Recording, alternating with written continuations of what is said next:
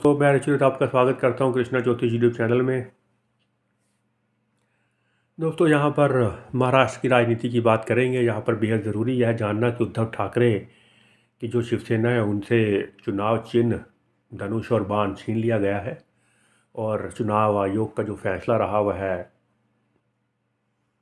BJP और एकनाथ शिंदे के favour में गया, क्योंकि उनका गठबंधन वहाँ पर सरकार चला रहा है महाराष्ट्र में।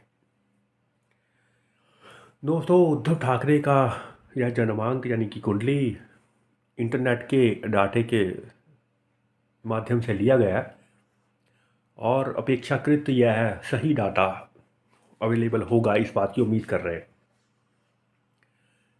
दोस्तों, यहाँ पर बेहद दिलचस्प कुंडली उद्धव ठाकरे की जब उन्होंने राजगद्दी संभाली, यानी कि महाराष्ट्र की मुख्यमंत्री की यदि बात करते हैं, 2019 का वह समय नवंबर महीने का मुख्यमंत्री रहे 29 जून 2022 तक के। उस समय गुरु में शुक्र का अंतर चल रहा था जिस समय उन्होंने यह पद संभाला, लेकिन गोचर में गुरु की स्थिति खराब रही, क्योंकि गुरु पहले तो मकर राशि में नीच के रहे, फिर उनके छठे स्थान में रहे, तो उनका स्वास्थ्य बेहद खराब रहा, हॉस्पिटलाइज रहे लंबे समय तक। चलिए आने वाला आप पहले एक नज़र जान लेते हैं उनकी कुंडली के बारे में। कन्या लगन की उनकी कुंडली बताई जाती है और चतुर्थ स्थान में गुरु और शनि दोनों मौजूद हैं, हालांकि दोनों वक्री हैं। छठे स्थान में केतु हैं और भाग्य स्थान में वृष राशि में मंगल। बुध की स्थिति दशम स्थान में अपनी ही राशि के है, लेकिन यहाँ पर वक्री अवस्था में बने हुए हैं। सूर्य और शुक्र दोनों ही लाभ स्थान में है। गुरु राहु और चंद्रमा की जो स्थिति है वह 12वें स्थान में, यानी कि सूर्य और चंद्रमा का राशि परिवर्तन योग भी यहाँ पर लगा हुआ है। तो इस हिसाब से आने वाले समय में महाराष्ट्र की राजनीति को यदि जानने का प्रयास करते हैं तो दो चीज़ें स्पष्टता दिखाई पड़ती हैं कि यहाँ पर उथल पुथल राजनीति में आने की संभावनाएं बन चुकी हैं, क्योंकि गुरु जो है एक बार फिर से राशि परिवर्तन करने जा रहे हैं, जो कि 22 अप्रैल 2023 को होगा। तो यहाँ पर दो चीज़ें स्पष्ट होती हैं। एक तो महाराष्ट्र की राजनीति, देश की राजनीति में उथल पुथल निश्चित रूप से होगा, क्योंकि जो कुंडली कन्या लगन की उद्धव ठाकरे की योग बन रहा है वह 8वें भाव में है, और भारत की कुंडली में वह योग 12वें स्थान में बनेगा, और नरेंद्र मोदी की कुंडली में वह योग छठे स्थान में बनेगा। तो यह एक हानि होने का अचानक से योग बनता है, यानी किसी की छवि गिरने का यहाँ पर योग बनता है। अभी अभी हमने देखा अडानी प्रकरण के कारण सरकार को कई मुश्किलों का सामना करना पड़ रहा है। तो ऐसी ही स्थितियाँ जो गंभीर रूप से और सामने आ सकती हैं, और अप्रैल मई के दौरान यदि देखा जाए तो कई बार सांप्रदायिक तनाव की घटनाएं भी देखने को मिल सकती हैं। लेकिन यहाँ पर महाराष्ट्र की राजनीति की बात करना बेहद ज़रूरी। तो जब शनि गोचर में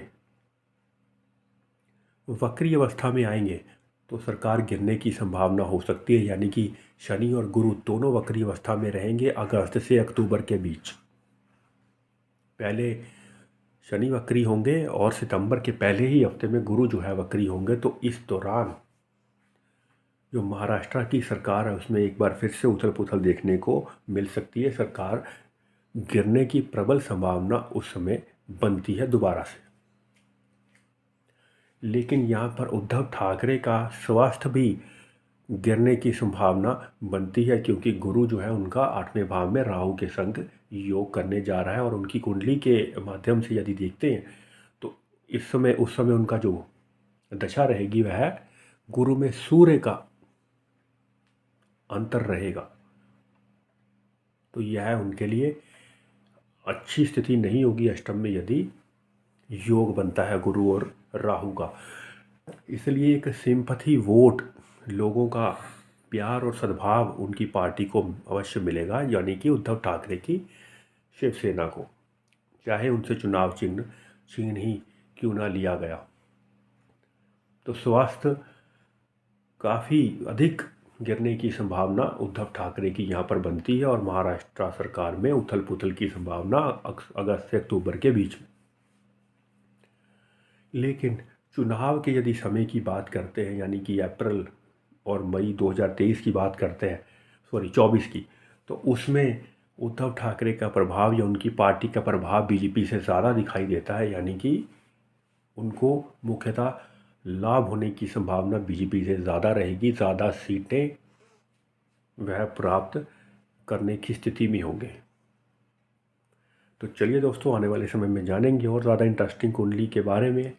आने वाले समय में एक बार भारत की कुंडली का भी विश्लेषण करेंगे ताकि देखेंगे कि क्या स्थितियाँ परिस्थितियाँ बनेंगी, क्योंकि 14 अप्रैल 2023 से मान लीजिए एक नया साल शुरू होता है। सूर्य उच्च के होते हैं उस समय, ज्योतिष के हिसाब से नया साल की शुरुआत 14 अप्रैल 2023 को। तो चलिए दोस्तों, तब तक के लिए नमस्कार। अपना लकी नंबर जानने के लिए आप हमसे संपर्क कर सकते हैं दोस्तों। जय श्री कृष्ण।